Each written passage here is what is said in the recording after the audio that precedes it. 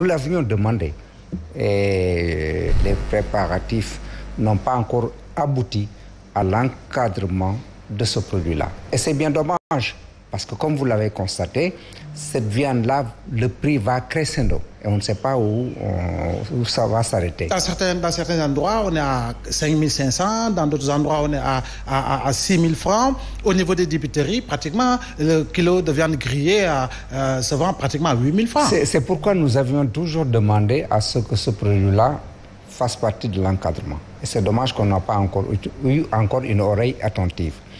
Et un autre produit qui est encadré, vous avez parlé de l'huile. Effectivement, il est quand même heureux de le voir disponible. Je dis que, comme le Wolof di koy wax, bala ngay naam ne fa. Cependant, on ne peut pas comprendre que d'heure en heure, ce prix évolue. Donc, il y a un problème de spéculation.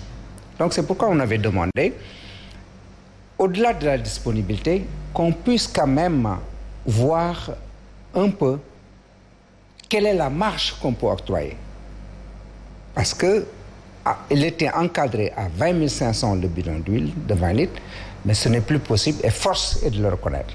Il suffisait qu'on applique d'une manière très sévère la réglementation pour que nous ne voyions plus ce produit au niveau du marché. Parce que l'Indonésie, qui était un fournisseur, s'est rétractée et ceux qui importaient l'huile de tournesol au niveau de l'Ukraine se sont rabattus un peu sur l'huile de palme, ce qui faisait que sur le plan international, il fallait quand même se battre pour avoir ce produit-là. Mais monsieur Cissé, permettez-moi de vous relancer. On le sait pertinemment depuis plusieurs années. En tout cas, on donne des chiffres qui annoncent des records par rapport justement à l'arachide, 3-4 huileries. Alors, de ce point de vue-là, comment peut-on arriver à une situation où véritablement l'on note une certaine spéculation par rapport à ce produit de première consommation? Oui, la situation est simple et nous le déplorons. Dans la mesure où la Sonacos disposait de 129 000 tonnes de graines coques d'arachide. Ces 129 000 tonnes, dommage, à l'arrivée, ils ne peuvent que transformer que les 100 000. Ils sont passés les 29 000. Donc, il y a un problème de disponibilité à leur niveau.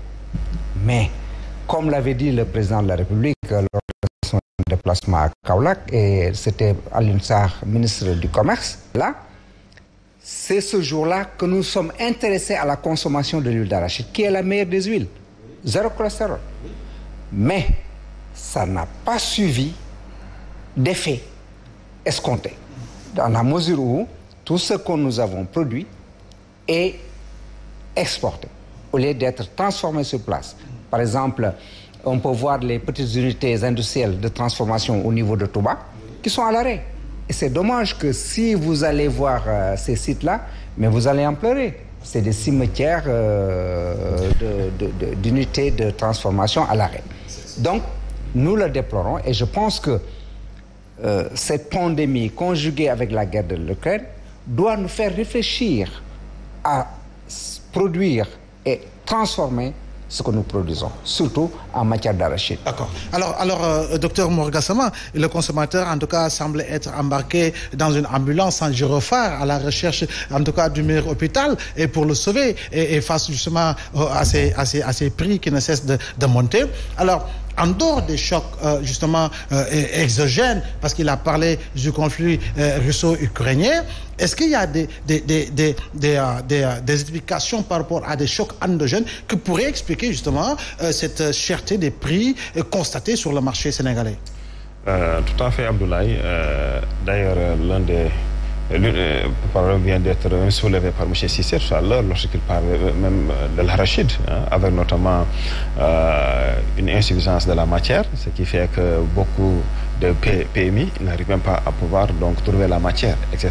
Ça veut dire que même les quantités annoncées les quantités produites annoncées, en réalité, laissent à désirer. Il faudrait encore vérifier. Parce que souvent, ce qu'on annonce par rapport à ce qui existe réellement sur le terrain, on note un net décalage. Si ce n'est transformé en pâte d'arachide pour le mafé, en tout cas, dans la plupart du temps, on commence à avoir cette habitude-là de remettre en cause des chiffres officiels. Et là, je pense que c'est pas bon. C'est pourquoi il faudrait que les autorités quand même continuent en tout cas à nous donner donc les bons chiffres. Cela veut dire encore une fois que le véritable problème, c'est le problème de la production. Parce que de nos jours, parler même d'exportation d'arachide, pour moi, ça devait être dépassé depuis très longtemps. On a ici des entreprises qui sont capables de produire, qui n'arrivent même pas à trouver suffisamment de matière. Comment on peut se permettre même d'exporter de l'arachide? Donc il faudrait encadrer, continuer à se fixer des objectifs et maintenant se donner les moyens pour les atteindre. Ça veut dire que il faudrait vraiment essayer autant que possible de limiter les discours et aller vers le concret. Parce que les gens ont besoin aujourd'hui d'avoir une production en quantité suffisante.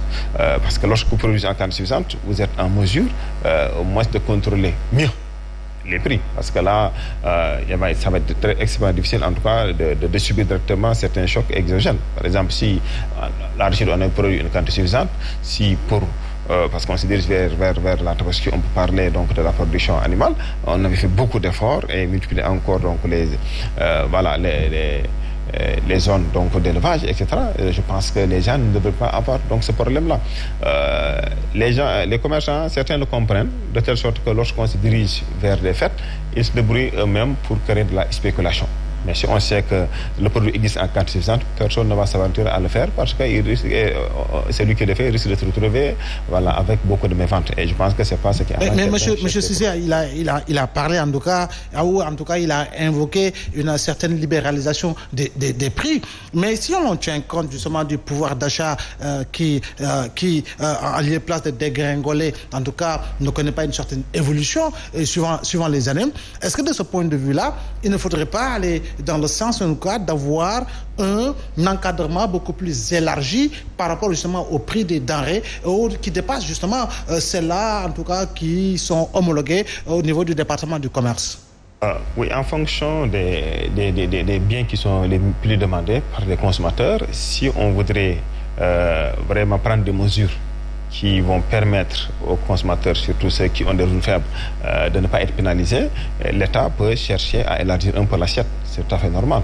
Mais encore une fois, pour que ça soit beaucoup plus efficace, il faudrait produire en quantité suffisante. C'est pourquoi encore le débat revient encore donc sur la notion d'autosuffisance alimentaire que les autorités ont donc porté quand même depuis le PAP 2 ans. Malheureusement, jusqu'à présent, on ne voit pas encore les actes qui sont posés allant dans ce sens-là. En tout cas, moi, je reste persuadé que si la volonté politique est là, dans un homme très proche, ces objectifs pourraient être atteints. Voilà. Après, maintenant, il va falloir mieux organiser le système pour voir comment faire pour ce qu'on appelle vraiment donc la conservation, la transformation, la commercialisation. Tout ça, ce sont des mesures. Gouverner, c'est prévoir. Vous ne pouvez pas attendre jusqu'à ce qu'on soit à la veille d'une fête aussi importante pour les Sénégalais et se retrouver dans des difficultés qui devraient être dépassées depuis très longtemps. Alors, de ce point de vue, monsieur Cissé, est-ce que réellement le consommateur sénégalais il est protégé? Et parce qu'en réalité, ce que l'on constate sur le marché, c'est qu'en réalité, du jour au lendemain, les prix passent du simple au double. Le surlendemain, ça triple en réalité. Et l'on donne l'impression, en tout cas, de n'avoir pas ceux-là qui sont censés aller dans le sens de pouvoir les contrôler. Dommage que le ministère du Commerce n'est pas sur le plateau. Parce que la protection du consommateur, on peut en parler.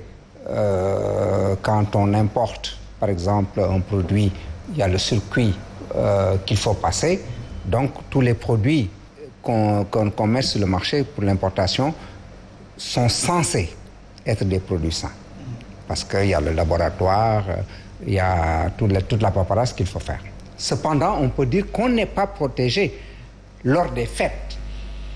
Je veux parler, par exemple, de la pomme de terre et de l'oignon, qui sont produits ici. On ne peut pas dire que c'est importé d'Ukraine. Il n'y a aucun impact endogène.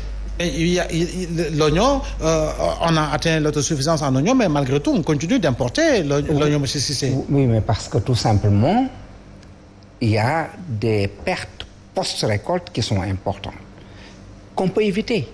Il suffit tout simplement que ce secteur privé s'intéresse à créer des infrastructures de stockage, à ce que l'État aussi accompagne ce secteur privé-là. Je pense que si en amont, on avait créé les infrastructures de stockage,